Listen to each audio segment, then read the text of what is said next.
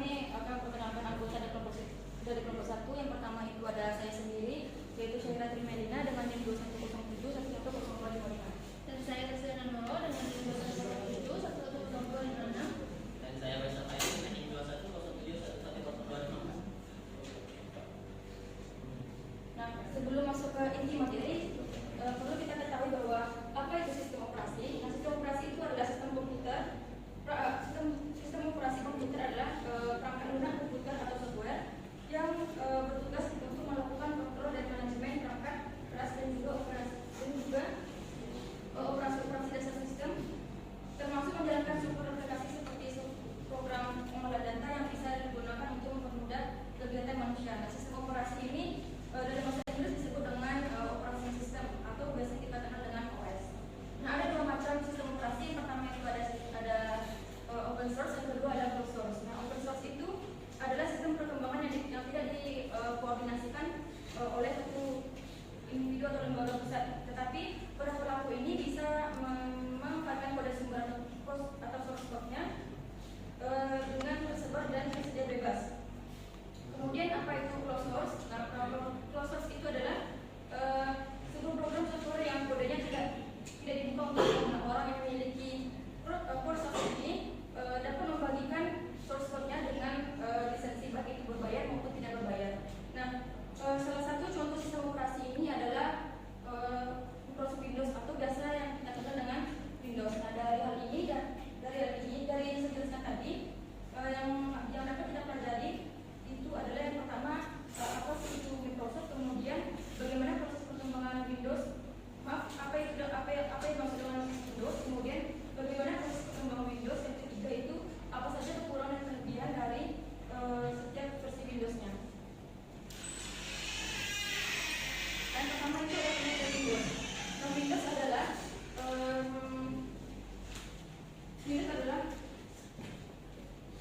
keluarga dari sistem operasi pribadi yang dikembangkan oleh Microsoft yang menggunakan graphical user interface atau GUI. Nah, sistem operasi Windows generasi pertama lahir pada tahun 1985 atas prakarsa Bill Gates dan Paul Allen yang tidak lain adalah founder dari Microsoft. Nah, fungsi Windows yang pertama itu adalah menghubungkan aplikasi serta hardware sehingga bisa berintegrasi bekerja dengan stabil dan konsisten, sehingga sehingga dapat bekerja sesuai dengan kebutuhan dari penggunanya. Yang kedua itu mengendalikan serta mengelola sumber daya yang dijalankan termasuk perangkat lunak dan perangkat di komputer. Kemudian ketiga ada proses persiapan, penjadwalan dan pemantapan program yang dijalankan. Selain itu adalah mengolah data input dan output sekaligus dan mengendalikannya. Dan nomor 5 selanjutnya mengendalikan wadah agar software lebih berfungsi dengan baik. Nah, yang keenam itu disediakan struktur manajemen data. Yang ketujuh mengkoordinasikan komponen di perangkat keras. Yang kedelapan itu memantau fungsional dari sistem. Nah, materi selanjutnya itu adalah perkembangan Windows. Nah, Windows dimulai dari DOS Shell atau for DOS 6 buatan Microsoft dan keinginan Microsoft untuk bersaing dengan Apple Macintosh yang menggunakan GUI atau graphic user interface. Nah, Microsoft menciptakan Windows 1.0 pada awalnya. Nah, berikut penjelasan perkembangan Windows yang akan dijelaskan oleh Wilson. Baik, yang pertama ada Windows 1. Windows 1 merupakan Microsoft Windows 1.0 merupakan versi pertama sistem operasi dalam dunia sistem operasi berbasis graphical user interface atau GUI yang dibuat oleh Microsoft Corporation. Versi ini sebenarnya diluncurkan pertama kali pada tanggal 10 November tahun 1983, tapi tidak pernah keluar ke pasar publik sebelum bulan November tahun 1985. Nah, ada kelebihan dan kekurangan Windows 1. Yang pertama ada kelebihan. Ya, kelebihannya yang pertama yaitu versi ini pertama kali menggunakan GUI atau graphical user interface. Dan yang kedua memperluas kemampuan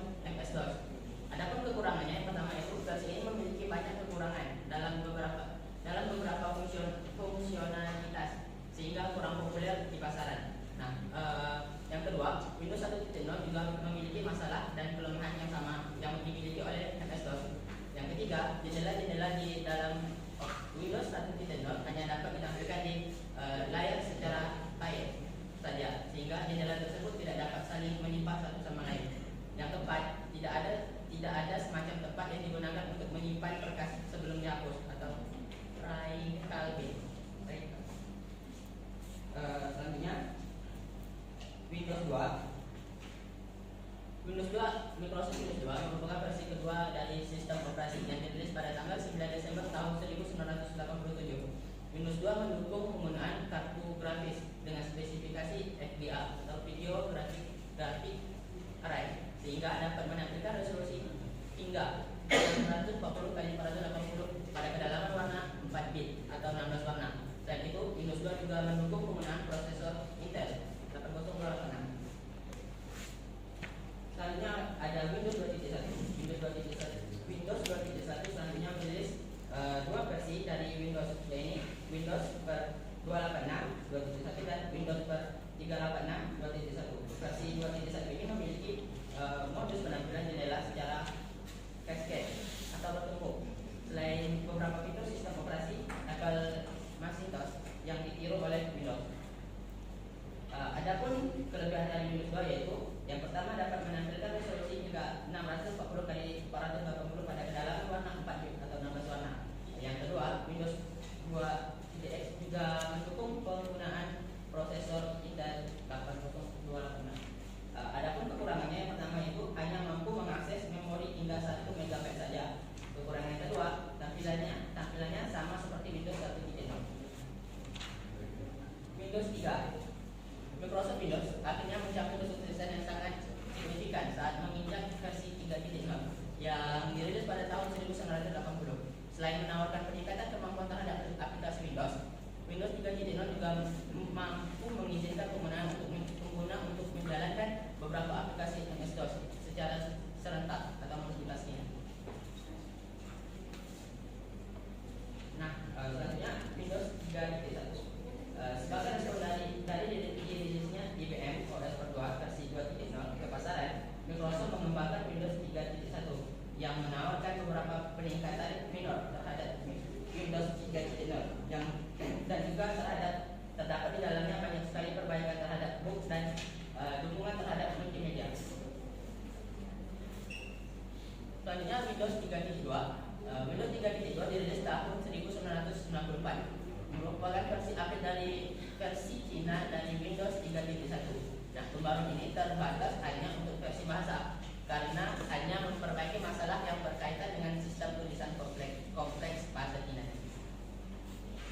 Adapun kelebihan dari Windows 3 adalah yang pertama, memudahkan komunikasi antar anggota workgroup lainnya. Yang kedua, menggunakan sharing printer. Yang ketiga, memudahkan mengakses file dan program aplikasi yang berbeda dari komputer lain. Yang keempat, administrasi sistem jaringan atau network relatif lebih mudah. Adapun kekurangan dari Windows 3 yaitu yang pertama, tampilan desktop yang minim. Yang kedua, kurangnya proteksi terhadap sistem. Selanjutnya Windows 95. Microsoft memulai pengembangan sebuah versi Windows yang berorientasi kepada pengguna yang diberi nama kode Chicago. Chicago didesain agar memiliki dukungan terhadap multitasking secara preempted 32 bit secara seperti halnya yang terdapat di dalam OS per 2 dan Windows NT, meskipun kernel 16 bit masih terdapat di dalamnya demi alasan kompatibilitas ke belakang. Nah, adapun kelebihan dari Windows 95 yaitu yang pertama, adanya peningkatan sistem proteksi. Yang kedua, tampilan desktop lebih baik dari versi sebelumnya. Yang ketiga, fasilitas bantuan atau help yang terintegrasi fasilitas help apabila pemakai sedang menghadapi kesulitan dalam pengoperasian. Program ini lebih luas. Yang keempat, kemampuan memberi nama yang panjang pada file dan folder. Maksimalnya itu 250 karakter. Adapun kekurangan dari Windows 95 yaitu yang pertama, tidak bisa membaca RAM lebih dari 265 MB atau 16 bit dan 32 bit. Kekurangan yang kedua, kurangnya visual grafis yang sesuai dengan versi Windows 95. Tentunya ada Windows 98. Pada tanggal 25 Juni 1998, Microsoft merilis sebuah sistem operasi yang baru yang dikenal sebagai Windows 98. Windows 98 mencakup banyak driver perangkat keras baru dan dukungan sistem berkas file 3 yang lebih baik yang mengizinkan partisi untuk memiliki kapasitas lebih besar dari 2 GB. Sebuah batasan yang terdapat di dalam Windows 95. Adapun kelebihan dari Windows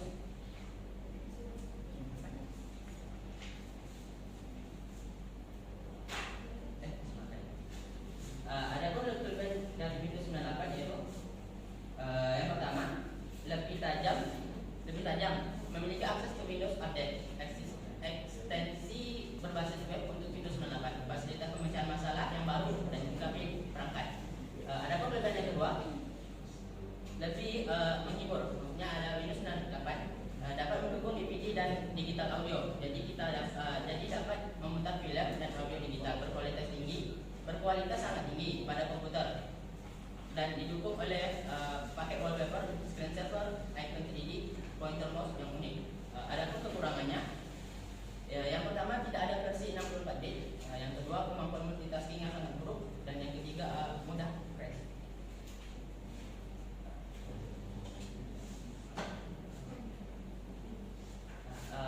Selanjutnya akan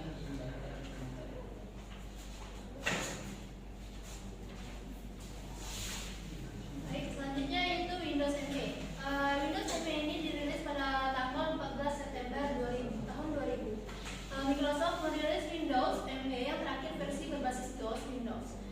Sistem tambahan utilitas seperti sistem file protection dan sistem restore dan home networking tools yang diperbarui. Adapun kelebihan dan kekurangan Windows ME, itu kelebihannya yaitu yang satu, tools untuk mengintegrasikan network dan memonitoring jaringan. Kedua, model keamanan berbasis domain penuh. Tiga, bisa membooting jarak jauh untuk klien. Keempat, bebas dari kode 16 bit milik MS-DOS. Mendukung operasi 32 bit dan semua fitur yang ditawarkan oleh mikroprosesor 32 bit seperti dapat mengamati memori hingga 4 GB dan terproteksi. Adapun kekurangannya yaitu satu, browser yang digunakan sebagai sistem dasar pada sistem perangkat bantu administrasi banyak menggunakan JavaScript dan Activate. Ternyata mengakibatkan proses sangat lambat. Yang kedua, mengubah konfigurasi yang dasar jarak dapat dilakukan dengan berhasil. Selanjutnya itu Windows 2000. Windows ini dirilis pada tahun 2000, tepatnya 17 Februari tahun 2000. Sebuah versi yang sebelumnya dikenal dengan sebutan Windows NT 5.0, yaitu NT 5.0. Versi Windows 2000 ditujukan untuk pada pangsa pasar, yakni pangsa pasar workstation dan juga pangsa pasar server. Di antara fitur-fitur Windows 2000 paling signifikan adalah Active Directory. Adapun kelebihan dan kekurangan Windows 2000, kelebihannya itu dapat mencari dan mengakses informasi lebih cepat. Yang kedua, pengguna network administrator dapat bekerja dengan lebih efisien karena sebagian besar komputer manajemen task telah diotomatiskan. Adapun kekurangannya yaitu ada dua. Satu, kekurangan dalam fitur multimedia. Dua, keamanan yang kurang tangguh. Selanjutnya ada Windows XP. Windows XP ini dirilis pada tahun 2001, memperkenalkan yang memiliki kode nama Whistler selama pengembangan. Akhirnya setelah merilis beberapa versi Windows berbasis Windows 9X dan NT, Microsoft berhasil menyatukan kedua jajaran produk tersebut. Adapun kelebihan dan kekurangan Windows XP yaitu pertama kelebihannya yaitu ada 4. Pertama, hemat sumber daya ketika booting sehingga stabil dan cepat ketika booting.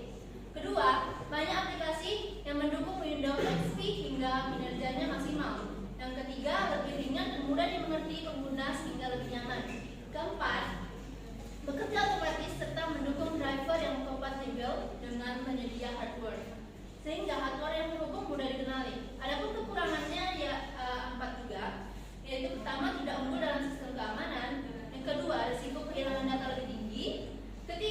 tampilan visual tidak punya aero sehingga tidak memiliki tampilan 3D.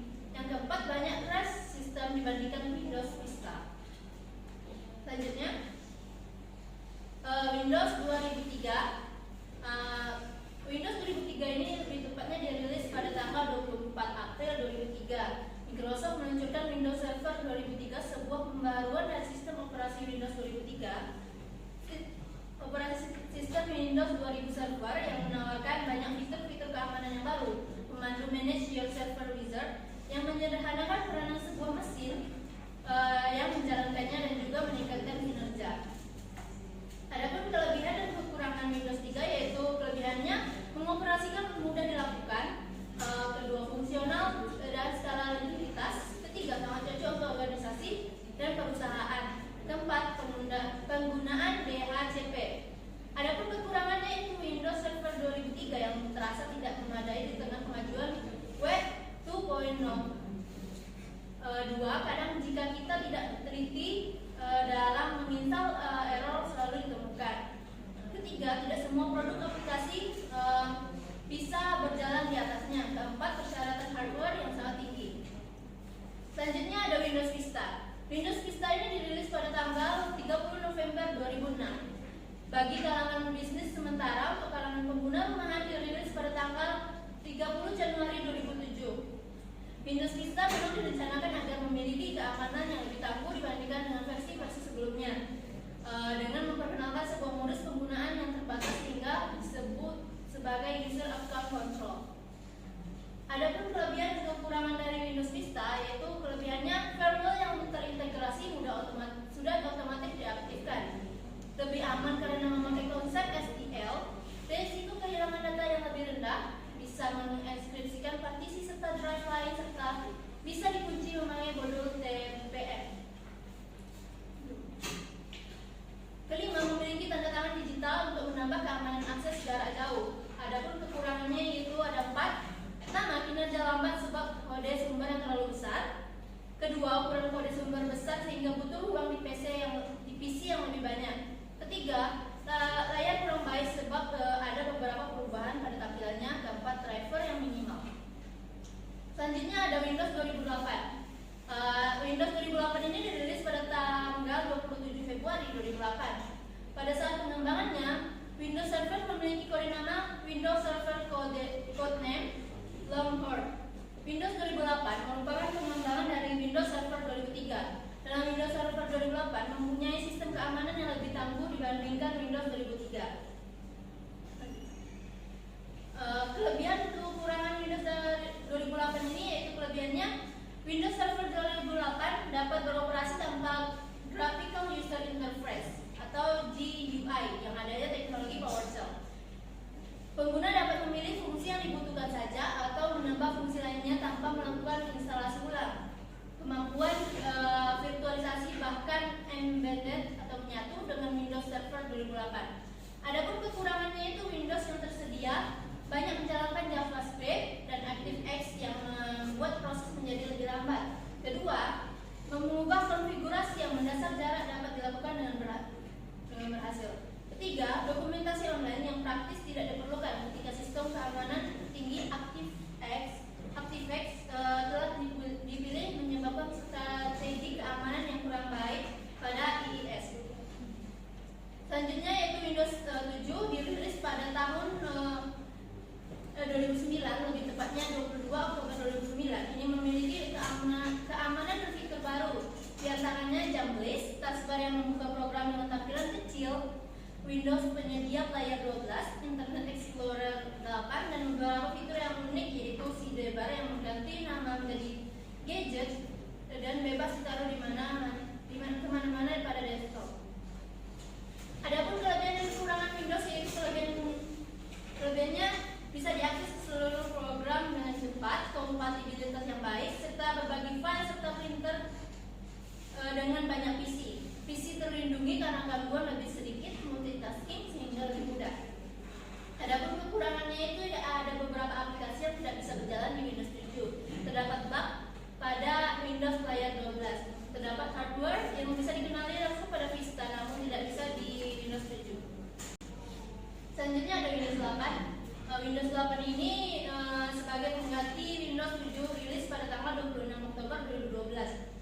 Sejumlah perubahan signifikan termasuk pengenalan antar muka, menggunakan berbasis bahasa desain Metro Microsoft dengan optimasi untuk perangkat berbasis sentuh atau touch-based device.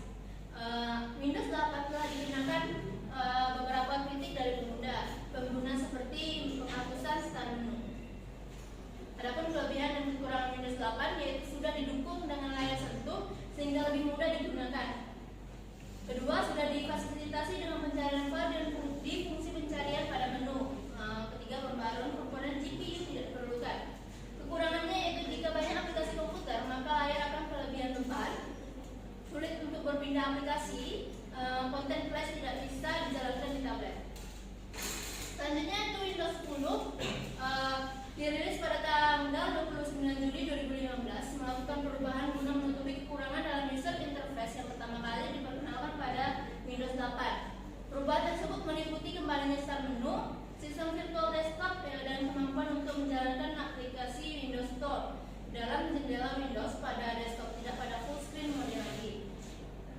Selanjutnya, adapun kelebihan dan kekurangan Windows 10 yaitu kelebihannya berhubungan di DirectX 12 meningkatkan tampilan UI yang lebih baik. Ketiga, secara visual masih mirip dengan Windows 7. Keempat, keamanan yang lebih baik. Kelima, dilengkapi dengan perangkat lunak antivirus. Keenam, Cortana dari segi halo sebagai asisten pribadi sangat berguna. Kekurangannya yaitu banyak program berjalan di latar belakang yang kadang sering membuat hardware cepat panas. Yang kedua, notifikasi yang terkadang tidak begitu penting. Ketiga, aplikasi bloatware yang memakan ruang penyimpanan. Keempat, aplikasi atau program yang tidak perlu jarang digunakan pengguna. Dan lima, saat mencari sesuatu dengan Cortana hanya terdapat opsi menggunakan mesin pencarian web Bing dengan menggunakan software web baru Edge. Nah, selanjutnya yang terbaru ada Windows 11. Windows 11 ini dirilis tanggal 5 Oktober 2021. Windows 11 ini merupakan sistem operasi generasi dari Windows 10X. Windows 11 menampilkan user interface yang diperbarui mengikuti pedoman Fluence desain Microsoft dengan dominasi elemen transparan bayangan dan sudut membulat di seluruh user interface system. Adapun kelebihan dan kekurangan Windows 11, yang pertama, tampilan Windows 11 lebih modern dan desain baru. Yang kedua, menu pengaturan yang lebih ringkas. Ketiga,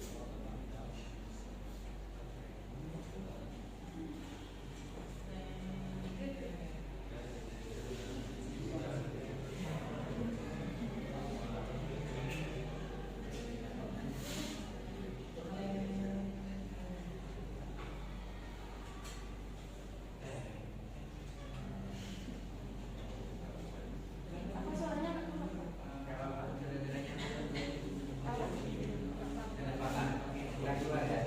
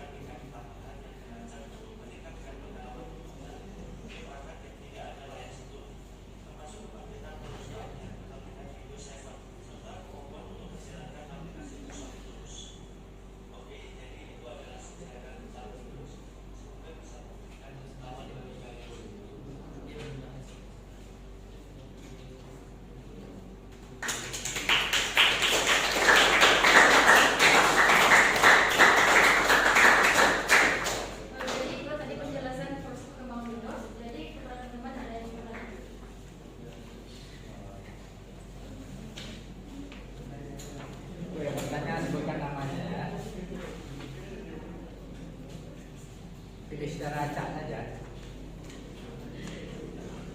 Ya, diri yang bertanya.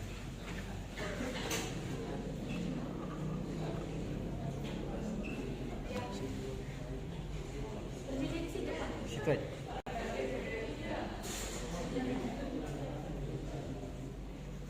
Perkenalkan, nama saya Dini Brian. Saya ingin bertanya, dari makalah yang sudah disajikan oleh kelompok penyaji, dikatakan bahwa Windows 11 itu merupakan regenerasi dari Windows 10X untuk perangkat lipatan, tapi dibatalkan karena dikatakan dia tidak akan sepopuler Windows 10. Nah, pertanyaan saya, kenapa Windows 10 itu dikatakan tidak sepopuler, Windows 11 itu tidak akan sepopuler Windows 10, padahal jelas-jelas dipaparkan di makalah bahwa kelebihan Windows 11 itu lebih banyak daripada Windows 10.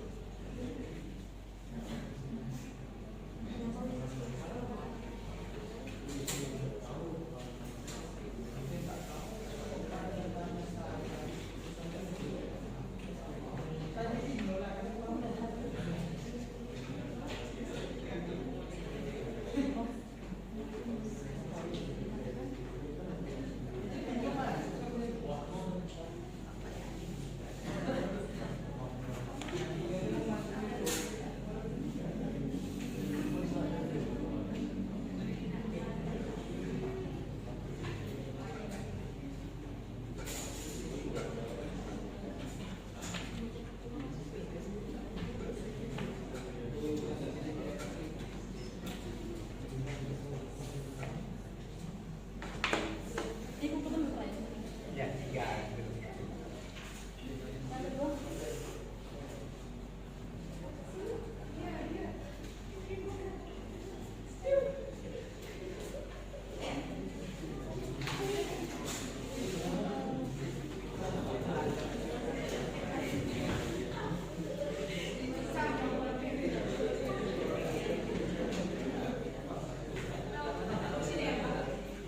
Assalamualaikum warahmatullahi wabarakatuh.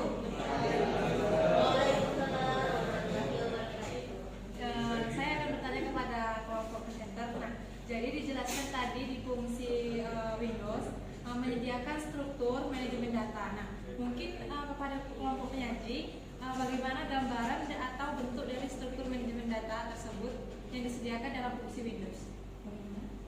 Bagaimana gambaran atau bentuk?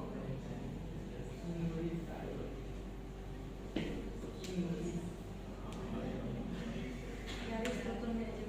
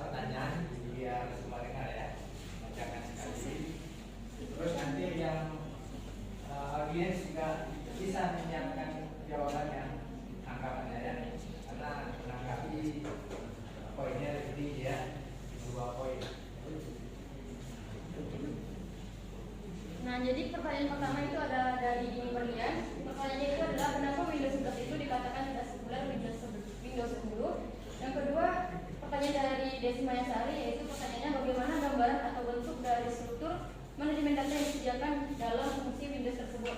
Yang ketiga, pertanyaan dari Rachel Litya. Pertanyaannya adalah apa saja hal-hal yang perlu diperhatikan sebelum menginstal Microsoft Windows dan bagaimana cara menghentikan update Windows secara langsung. Berikan penjelasannya.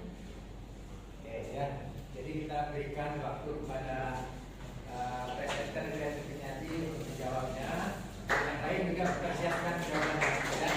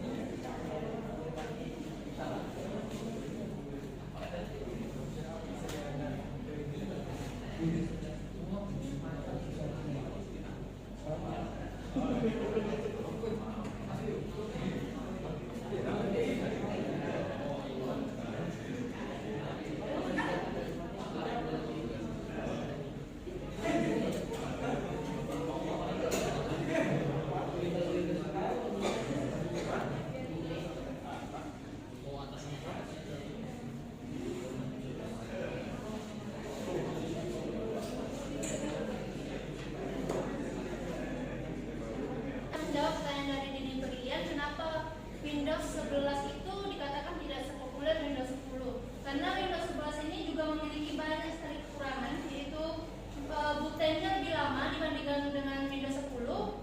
Yang kedua, membutuhkan spesifikasi tinggi. Sedangkan Windows 11 ini membutuhkan spesifikasi tinggi, yaitu minimal RAM-nya 4 GB ke atas. CPU-nya itu antara Intel 5 atau Ryzen 3 ke atas.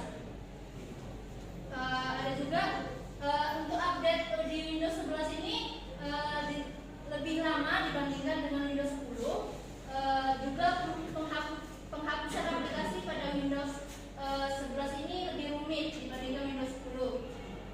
Juga dikatakan tidak sepopuler Windows 10 karena jumlah penggunaan Windows pada Maret 2002 tidak banyak dibandingkan dengan Windows 10. Windows 10.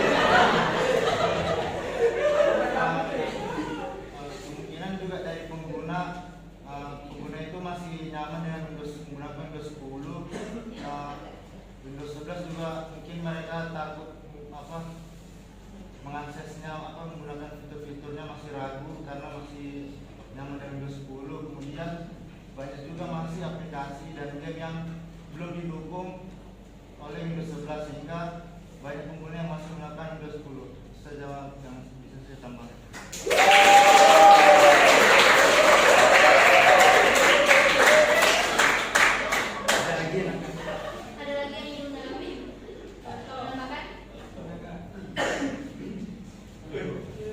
Baiklah,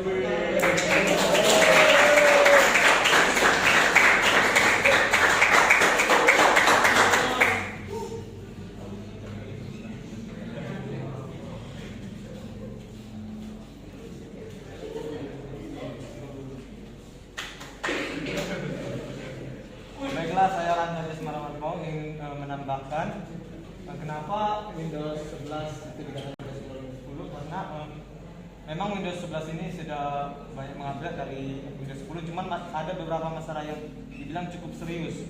Contohnya itulah inkonsistensi UI yang terdapat pada Windows 11 karena memang secara garis besar tampilannya lebih canggih gitu, cuman masih mencampur adukan, masih ada contohnya control panel yang masih kuno, lalu ada juga Windows XP masih ada tampilannya pada Windows 11 ini, juga ada bloatware atau bug yang sebenarnya ada terdapat Windows 10 namun belum diperbaiki pada Windows 11 ini.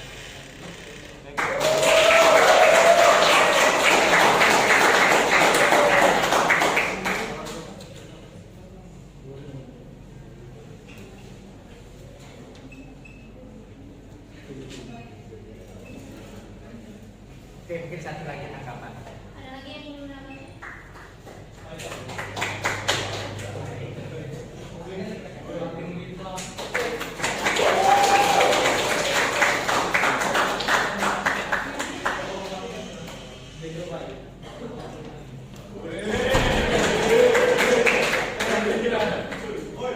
Assalamualaikum warahmatullahi wabarakatuh. Perkenalkan, nama saya Muhammad Eka Fitri dan saya akan ingin menambahkan jawaban dari pertanyaan mengapa Windows 11 itu dikatakan tidak sepopuler Windows 10. Yaitu yang pertama dari faktor kenyamanan, di mana masih banyaknya orang-orang masih nyaman menggunakan Windows 10 karena menganggap fitur-fitur pada Windows 10 itu sudah kompleks. Yang kedua pada saat mengupdate, masih banyaknya orang-orang yang awam dan masih tidak ingin mengupdate ke Windows 11 dikarenakan takutnya kehilangan data ataupun masih adanya beberapa fitur-fitur di Windows 11 itu yang masih belum sempurna. Walaupun kita memiliki spesifikasi yang bagus, pada Windows 11 itu terkadang Wi-Fi ataupun dan sebagainya masih belum dapat dibaca pada beberapa driver-driver yang dapat dikatakan masih lawas sehingga tidak support pada Windows 11. Demikian tambahan saya. Assalamualaikum warahmatullahi wabarakatuh.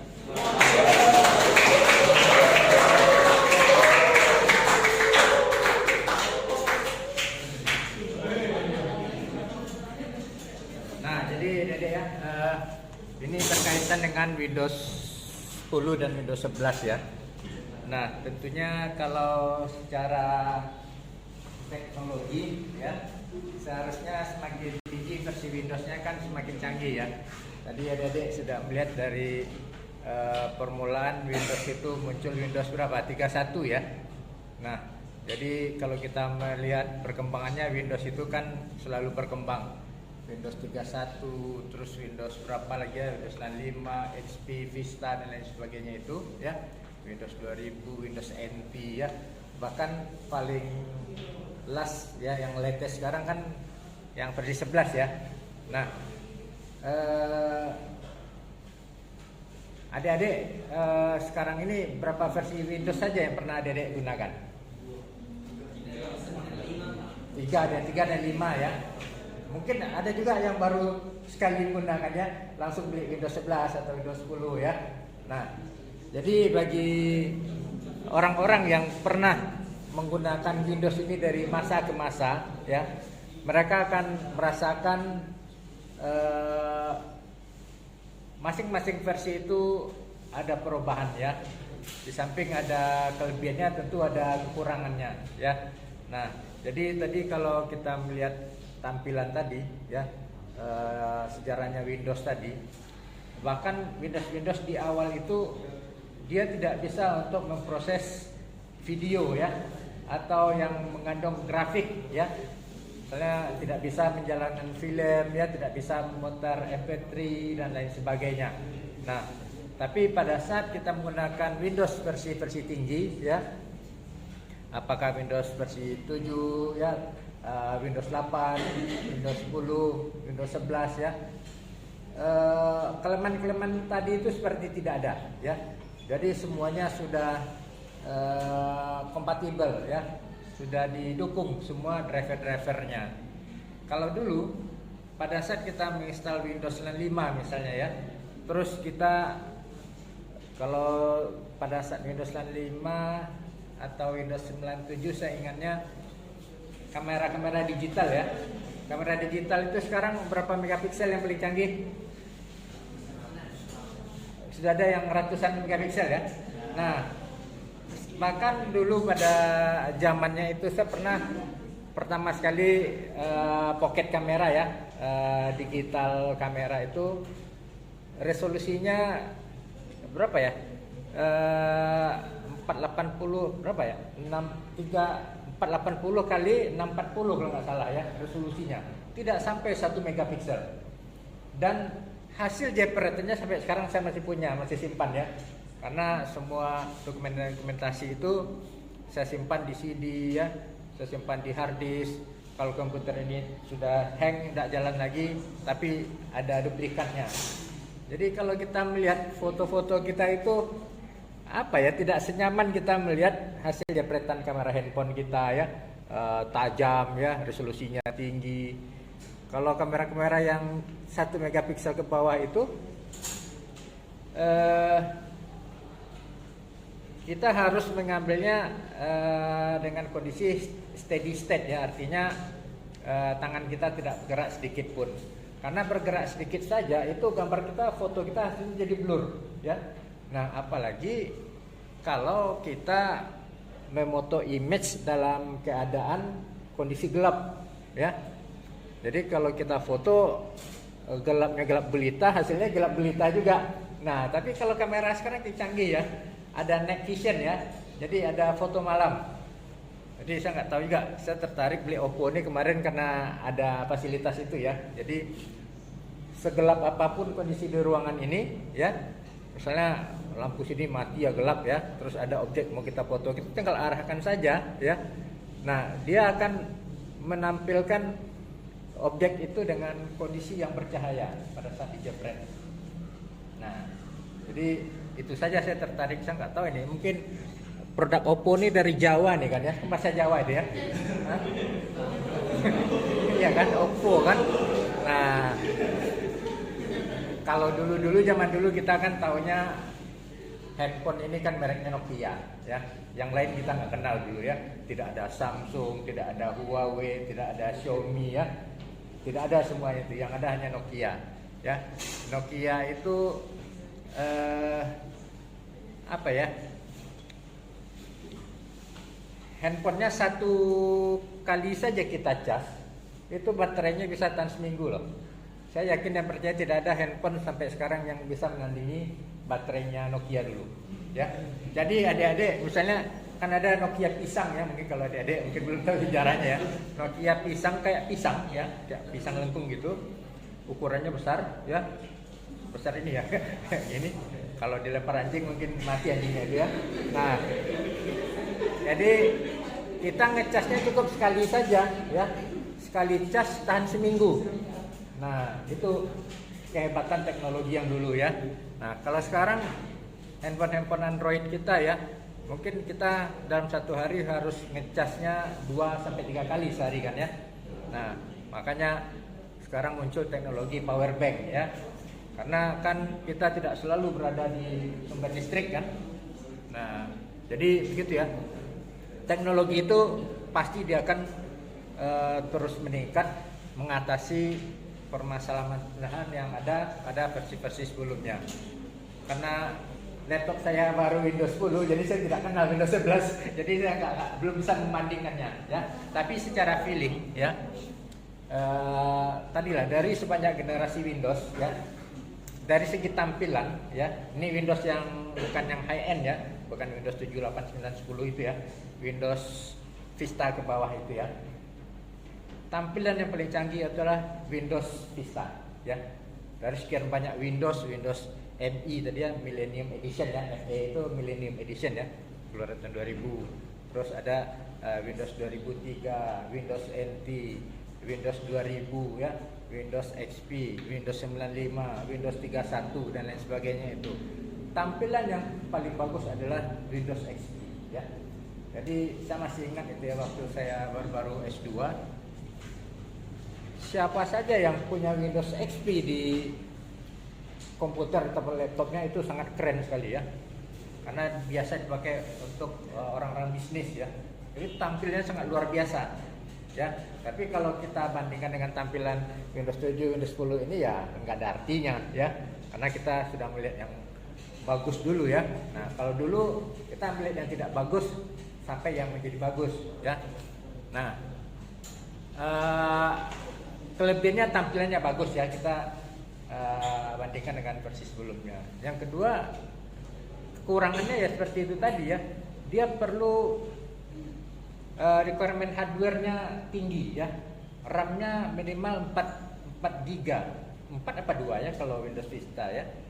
Windows Vista itu 2 GB ya. Kalau dulu Windows ME, Windows 95, 97 itu dengan RAM 1 GB aja, di bawah 1 GB aja jalan dia ya. Jadi RAM 2 GB saja dulu itu mimpi-mimpi kita bisa mendapatkannya ya, RAM 2 GB. Nah sehingga Windows Vista tadi memerlukan RAM yang tinggi pada zaman itu ya, 2 GB.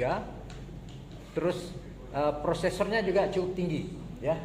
Nah prosesornya kalau dulu kan belum dikenal prosesor i3, i5, i7 belum ya. Kalau dulu kan prosesornya 286, 386 ya, Pentium 1, Pentium 2, Pentium 3, Pentium 4 ya. Nah itu kecepatannya di bawah 1 GHz semua ya. Nah jadi sangat tinggi sekali ya untuk speknya itu, sehingga Windows Vista itu tidak lama dinikmati oleh orang-orang ya, karena speknya tinggi. Terus ada driver-driver yang dia belum support ya. Nah, mungkin untuk Windows 11 ya, kalau secara visualisasi tampilnya mungkin lebih bagus ya dari segi GUI-nya. Tapi tentunya tadi kekurangannya dia perlu prosesor minimal 4 GB ya, RAM-nya 4 GB. Terus prosesornya berapa tadi? i5 ya? i5 ya? Wah, nah berarti handphone laptop saya nggak support ini ya. Laptop saya RAM-nya 8 GB, tapi masih i3 Windows 8 ya. Tapi saya rasa kalau tidak ditentukan kompatibilitas, saya rasa masih tetap support ya. Jadi tidak disebutkan oleh vendornya prosesornya harus i5 ya. Nah kadang-kadang mereka itu saling menutupi ya, RAM-nya tinggi, prosesornya pas-pasan ya. Nah tapi ini pengalaman saya, adik mungkin adik punya pengalaman juga ya. Perbedaan beli komputer yang built-in ya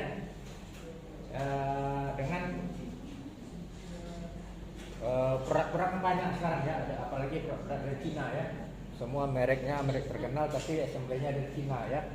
Nah, mungkin salah satu produk yang paling canggih ya itu merek Fujitsu ya, buatan Jepang.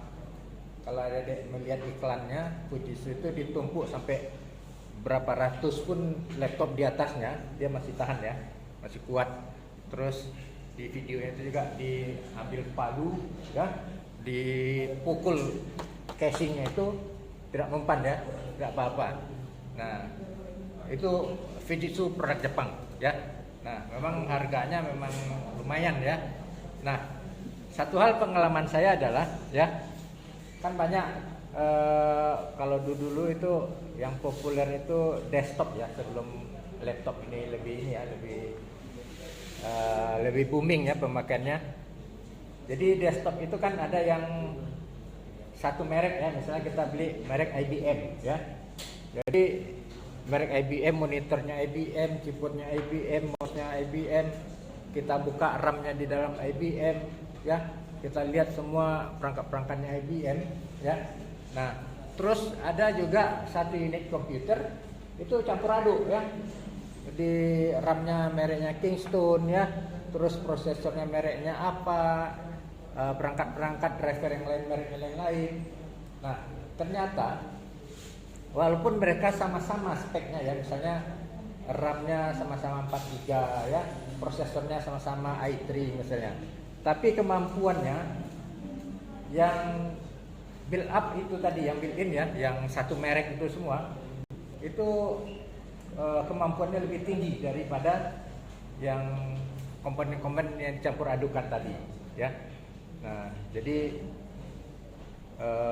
lebih baik sih kita membeli barang-barang yang ini ya, yang mereknya sudah terkenal ya.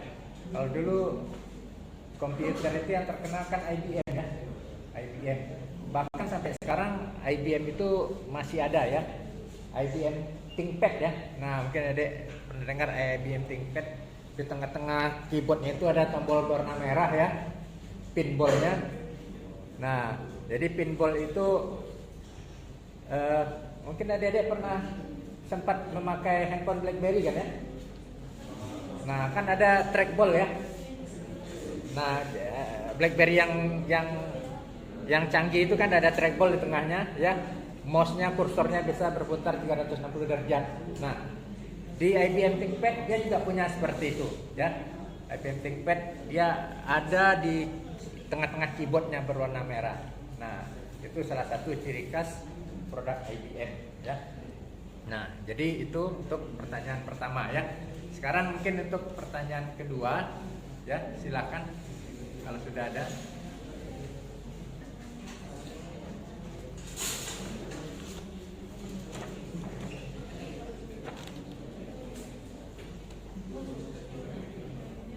Baik, di sini saya akan menjawab pertanyaan dari Raja Ditya.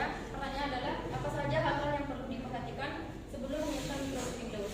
Nah, untuk pertanyaan pertama itu apa yang harus kita perhatikan? Yang pertama itu mengetahui spesifikasi perangkat sudah kompatibel, seperti jenis CPU, kemudian kapasitas RAM, dan beberapa Windows itu menentukan minimal kapasitas RAM-nya, kemudian kualitas display HD, kemudian memastikan kapasitas dari penyimpanan sistem operasi itu cukup, yaitu kapasitas perangkat laptop atau PC mampu menampung sistem operasi yang akan diupdate. Nah, untuk pertanyaan kedua, bagaimana cara agar menghentikan update Windows secara langsung? Nah, caranya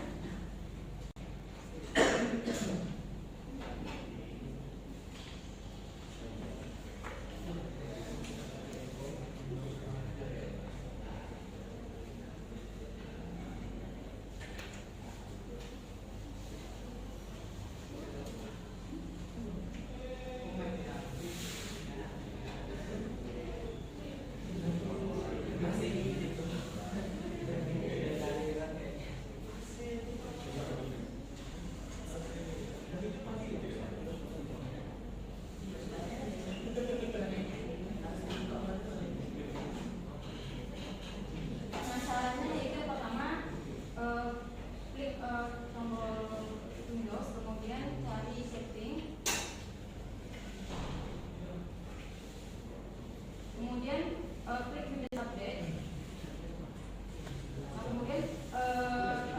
Kemudian bisa untuk mengklik pause update. Apabila misalnya update-nya bisa berlangsung, maka kita bisa mengklik ini untuk menghentikan update-nya itu untuk berapa lama. Misalnya kita hentikan untuk 2 minggu nanti, 2 minggu ke depan baru dia terupdate.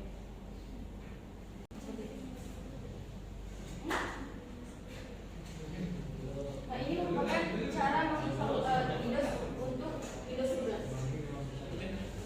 Jadi kita coba saja dan menambahkan.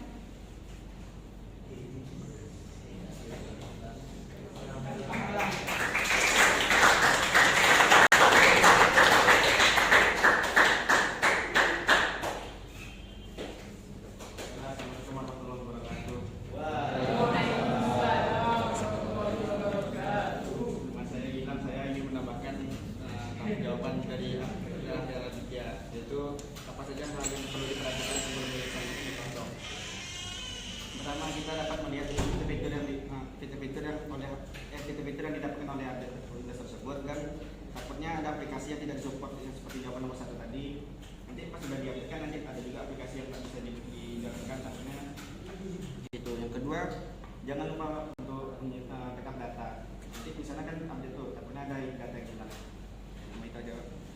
Terima kasih. Assalamualaikum warahmatullahi wabarakatuh.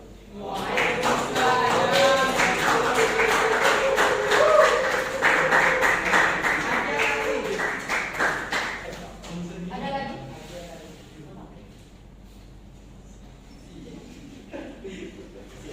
Boleh nggak apa-apa. Boleh lebih dari sekali.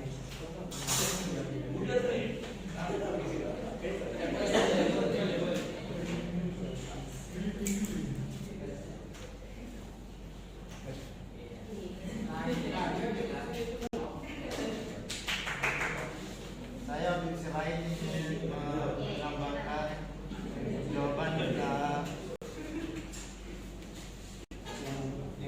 kita bilang tadi ya. Saya untuk perangkat saya sudah setuju untuk sistem backup data, menyiapkan internet. Saya ingin menambahkan khususnya untuk pengguna ya yang mungkin baru menggunakan Windows atau ingin ganti Windowsnya, mungkin dari Windows 7 ke Windows 10, mungkin bisa mempersiapkan diri terhadap UI dari Windows 7 ke Windows 10 dan juga fitur-fiturnya.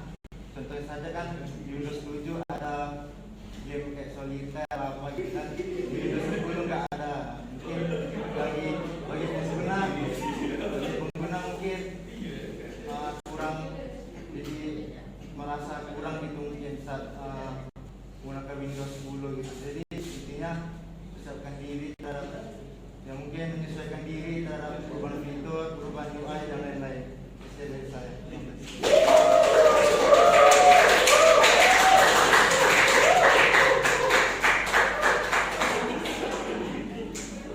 Ada lagi? Oke, kalau tidak ada ya kita bahas sedikit ya. Nah, ini yang pertanyaan nomor 3 ya. Nah, jadi pada saat kita ingin menginstal suatu sistem operasi ya, di sini Microsoft ya, Microsoft Windows. Tentunya yang pertama sekali kita perhatikan adalah sistem operasi itu kita gunakan untuk apa begitu ya. Nah, kadang-kadang kita hanya menginginkan fitur yang apa ya, tampilannya bagus ya. Terus ada yang ingin di versi 11 gamenya banyak ya, bisa game online dan lain sebagainya. Nah ya kita install yang Windows 11-nya. Tapi pada suatu saat ada orang-orang menginstal Windows itu hanya sekadar untuk menginstal sistem operasi ya, agar komputernya bisa berfungsi, berjalan, beroperasi. Nah setelah itu dia akan menggunakan komputernya untuk misalnya yang berkaitan dengan komputer grafik ya, desain grafis. Nah jadi kalau desain grafis itu dia kan tidak perlu sistem operasinya yang canggih-canggih, yang makan memori banyak, yang memakan space hard disk yang besar ya, terus pemrosesan CPU-nya besar. Nah, dia hanya perlu untuk start awal saja biar komputernya bisa aktif. Sementara dia lebih fokus untuk menginstal aplikasi-aplikasi yang berkaitan dengan multimedia, dengan grafik ya. Nah, tentunya dia akan memerlukan resources ya, sumber daya yang ada di komputer ya, RAM yang tinggi ya, RAM yang banyak, terus kecepatan pemrosesan yang tinggi. Nah, sehingga dia hanya ingin aplikasinya atau program multimedia atau grafisnya bisa berjalan ya. Nah, jadi kita harus pikirkan itu. Kadang-kadang sekarang mungkin untuk adik-adik ketahui Windows XP itu sudah tidak ada lagi ya. Tapi secara offline masih banyak orang memakainya ya. Karena tadi itu ya sistem operasi Windows XP itu katanya lebih stabil ya, kecepatannya tinggi, terus dia bandel ya. Bandel artinya pada saat komputer kita on ya, statusnya on, menyala, tiba-tiba lampu padam ya, karena kita tidak colokin ke listrik. Terus kita warm boot ya, kita paksa dia mati, kita tekan power yang lemah, mati dia kan. Nah, terus kita restart lagi, kita hidupkan lagi. Bagi Windows XP tidak ada masalah ya. Tapi sebagian Windows yang lain, boot yang tidak normal ya, atau reboot ya yang dilakukan secara tidak normal, itu dia akan bermasalah ya. Bahkan Windowsnya bisa jadi error, bisa panik ya. Kadang-kadang keluar error message-nya kernel panik ya. Jadi kernel saja bisa panik, apalagi yang memakainya kan lebih panik lagi karena komputer nggak nyala-nyala ya. Nah, apalagi adik-adik memakai sistem operasi yang Linux based ya, Mandrek, SUSE dan lain sebagainya, itu harus diperlakukan secara apa ya? Secara manusiawi ya. Jadi tidak bisa saya buru-buru ini mau ke kampus, tekan power aja langsung lama-lama mati gitu kan, atau cabut aja listriknya begitu kan. Kalau dengan Linux adik-adik jangan main-main gitu, nanti menangis kita jadinya. Kenapa? Dihidupin komputernya yang keluar cuma layar hitam aja ya, layar hitam nggak bisa jalan. Nah, tapi kan ada cara mengatasinya ya. Nah, tapi itu tadi ya. Jadi apa saja yang perlu diperhatikan sebelum kita menginstal Windows? Yang pertama kita pertimbangkan ya, driver ya.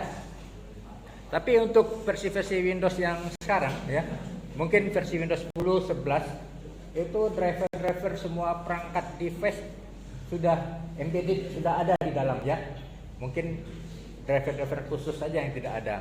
Tapi pada saat adik-adik menginstal Windows yang versi lama, Windows Vista, Windows XP ya, kalau adik-adik beli printer ya, adik-adik kenal printer yang mereknya Brother ya, sahabat kita itu ya Brother ya.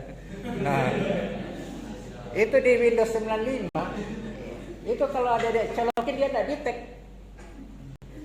karena tidak ada driver di dalamnya yang mereknya si Brother. Tapi coba Canon ya, IBM, langsung dia kenal ya, wah ini sahabat kami ini ya. Kalau Brother anak baru ya. Nah, jadi kita harus menggunakan driver ya. Biasanya produk itu si penjualnya, si pabrik melengkapi dengan driver ya. Biasanya berupa CD-ROM ya, atau disket lah kalau zaman dulunya itu ya, disket yang G4 itu. Nah, jadi pastikan ya, jika kita menginstal sebuah Windows, mungkin ada sebuah aplikasi yang mau kita install ya, terus memerlukan perangkat keras yang harus disambungkan. Kita pastikan perangkat keras yang kita sambungkan itu drivernya tersedia ya. Kalau tidak tersedia dalam Windows, dalam sistem Windowsnya, pastikan secara manual installernya ada ya. Nah, terus bagaimana cara menghentikan update Windows ya, secara langsung ya. Nah, jadi untuk mengupdate ini, kalau pastikan dulu ya Windowsnya adik-adik itu original. Nah, ini dia, jangan Windows pirate, Windows bajakan, Windows KW diupdate pula kan.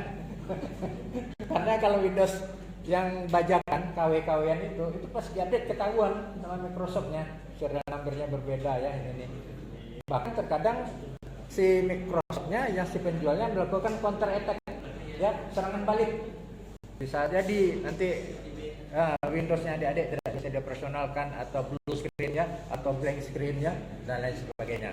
Nah, terus yang update ini juga harus diatur ya. Kalau memang Windowsnya original ya, diatur update kapan kira kita perlu mengupdate. Kadang-kadang kita tidak mengaturnya dengan tepat ya. Besok kita mau ujian skripsi ya, tiba-tiba kita sudah setting jam 8 pagi tanpa kita sadari, atau kita sadari kita settingnya jam 8 pagi ya untuk update otomatis ya. Padahal jam 8 pagi itu kita mau ujian skripsi, komputernya mau dipakai presentasi ya.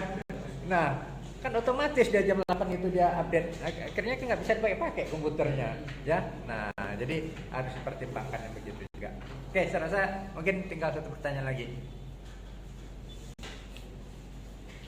Baik, langsung lagi akan menjawab pertanyaan dari Desi Manasari. Pertanyaannya, bagaimana gambaran atau bentuk dari struktur manajemen data yang disediakan dalam fungsi Windows? Windows menyediakan proses administrasi untuk memastikan data dapat diandalkan atau diakses dengan mudah dan aktual. Prosesnya mencakup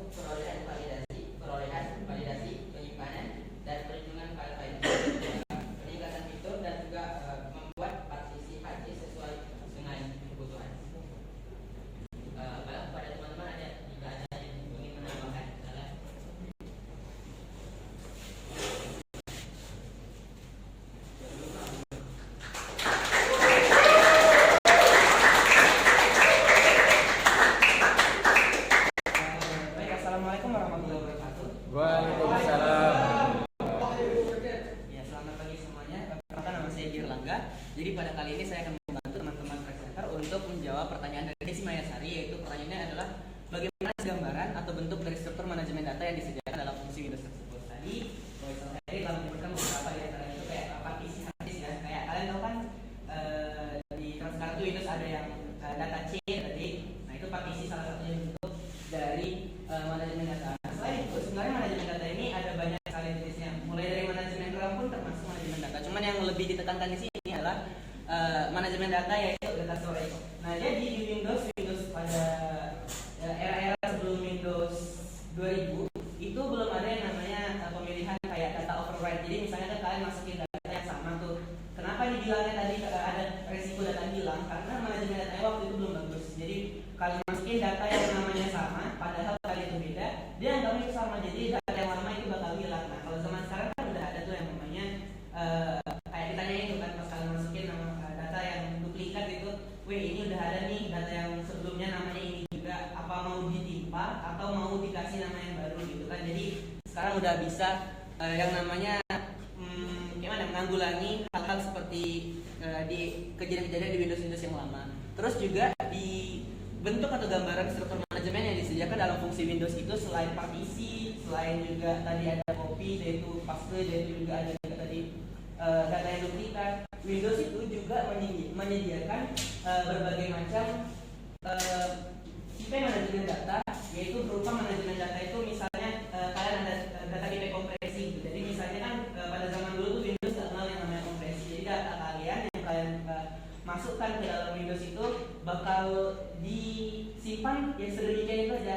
Nah zaman sekarang Windows itu ada cara untuk apa ya namanya ya, meningkatkan efektivitas dalam penyimpanannya biar penyimpanannya itu lebih lega. Jadi misalnya Windows ini ingin melakukan update itu kan dia misalnya kita ditanya itu ya mau diupdate sekarang nanti. Jadi selain kita belum mengemention update-nya yang sekarang, dia bakal nyimpan dalam bentuk kompresi sehingga manajemen datanya atau data yang disimpan itu masih dalam bentuk yang lebih kecil, belum gede gitu. Jadi ya itu mungkin beberapa contoh atau gambaran yang ada di dalam fungsi Windows. Masih banyak lagi, cuman kalau kita bahas satu waktunya udah cukup. Gitu mungkin di sini.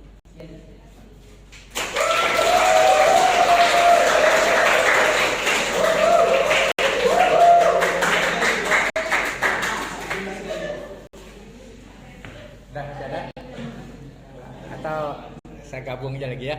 Nah, jadi ada ya berkaitan dengan manajemen data ya. Nah, kita back ke belakang sedikit ya. Mungkin adik-adik pernah mendengar istilah defrag. Ya. Nah, defrag ini juga salah satu contoh manajemen data versi dulu ya, versi jadul ya. Nah, misalnya jika ada menjalankan aplikasi defrag itu ya, jadi harddisk kita yang media penyimpanan kita itu diilustrasikan seperti ini ya. Nah, misalnya di sini ada biru ini kosong ya, terus di sini ada berwarna lebih merah ya, ini kosong. Nah, begitu. Nah, ini artinya jika harddisk kita digambarkan seperti ini. Di sini ada harddisk yang tidak terpakai, sini yang terpakai, sini yang terpakai, ya. Nah sehingga tidak teratur ya. Ibarat kursi kita ini ya, yang satu ada di pojok sana, sebagian ada numpuk sana, numpuk sini kan. Nah kita lihat ini harddisk kita berantakan. Yang kedua space-nya terlihat seperti berkurang ya. Padahal space-nya masih cukup. Terus yang kedua, pengaksesan oleh prosesor, pengaksesannya agak lama ya, karena prosesor itu bolak-balik kan. Dia ngambil data di sini, terus dia balik ke tengah ini, ambil di sini, bolak-balik. Nah, dengan manajemen data defrag tadi ya, defrag ya. Nah, ini ada aplikasi atau tools ya yang menyusun semua ini ya. Yang ini tadi sebagian ada di sini disusun jadi rapat ya. Terus jadi rapat yang ada tadi di sini dipindahkan ke sini. Nah, jadi nanti yang kosong itu khusus yang kosong aja di sini, diisi semua ya. Nah, sehingga space itu terlihat terlihat ya. Seperti tadi logikanya kursi di pojok sana ada 2, sana 5, tengah 7 itu kan. Kalau kita susun ya, misalnya dari depan ini susun rapi begitu. Nah, akhirnya terlihat di sini lapang, terus di belakang sana lapang gitu ya. Nah, ini pada zaman yang dulu ya, sistem operasi yang versi jadul. Nah, terus juga ada apa ya, kalau kita menggandakan kompres ya. Nah, kompres. Tapi sekarang orang nggak pakai lagi itu harddisk, sekarang udah bergiga-gigaan, bahkan ada yang teraan ya, 1 tera. Kalau dulu, zaman dulu harddisk itu kan cuma kecil ukurannya ya. Misalnya harddisknya 10 mega ya kalau dulu. Nggak sampai 1 giga aja udah cukup ya, udah besar tuh 1 giga misalnya. Nah, terus kita ingin 1 giga ini sudah terpakai misalnya 980 M ya, jadi kita 120 lagi. Kita masih ada mau install aplikasi yang ukurannya 500 MB. Tidak cukup dengan sisa 120 ya. Nah, jadi apa akalnya kita? Tanpa membeli harddisk baru, nah harddisk lama ini kita apa namanya tadi? Kompres ya. Kompres. Jadi menjadi 2 giga dia. Mantap ya, jadi 2 giga dia. Jadi yang ini tadi bisa kita install. Tapi pasti ada risiko, ya kan? Risikonya apa? Prosesor kita jadi lambat, harddisk kita jadi lambat, ya, lambat sekali karena yang satu bisa jadi 2 kan semakin terporsir kerjanya, ya kan? Nah, itu yang zaman dulu, ya, teknologi Windows zaman dulu. Kalau sekarang ini sudah teratasi dengan berbagai macam ya, eksternal harddisk ya, ada SSD ya. SD ya, SD card ya, SD. Nah, teratasi. Bahkan flash disk saja sekarang sudah ada yang 1 tera kan. Saya dulu beli online yang 1 tera buatan Cina, rupanya setelah dibeli enggak terbaca-baca ya. Banyak palsu. Masa 1 tera cuma 75.000 ya. Pas dibeli udah nyampe, saya coba colokin enggak kedetek sama komputer. Di format juga enggak bisa. Nah, yang komputer-komputer zaman sekarang manajemen datanya contohnya apa? Yang paling simpel.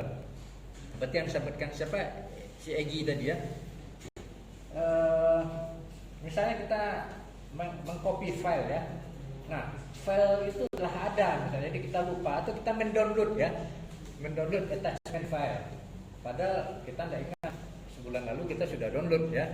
Nah, misalnya kita download movie lah ya. Free movie yang kualitas bagus hari misalnya 1,5 GB ya, itu bisa di download, ada jalur-jalurnya ya, yang gratisan gitu.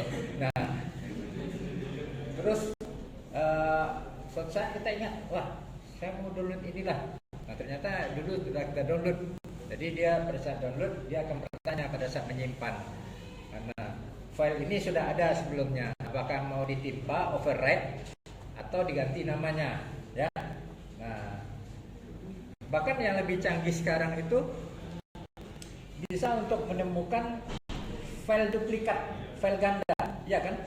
Nah, coba nanti cari sebuah aplikasi baik di handphone ya, smartphone ataupun untuk di PC atau laptop. Tentunya banyak ya file-file kita yang sama ya. Misalnya kita dulu pernah merekam video pernikahan siapa gitu kan. Nah, kita simpan 5 GB ya di komputer lain. Nah, tiba-tiba biar kita buat cadangan, kita copy lagi ya. Nah, itu ada aplikasi yang bisa menentukan. Misalnya file ini ya, MP4 ya. Nah, nanti akan muncul berapa kali yang pernah ada di dalam laptop kita ya. Mungkin kalau ukurannya misalnya di sini ada 3, kalau 5 versi ada 5 GB makan space kan. Nah, itu salah satu bentuk manajemen data. Nah, Oke, terasa untuk pertemuan hari ini cukup ya. Silakan tim penyaji menutupnya.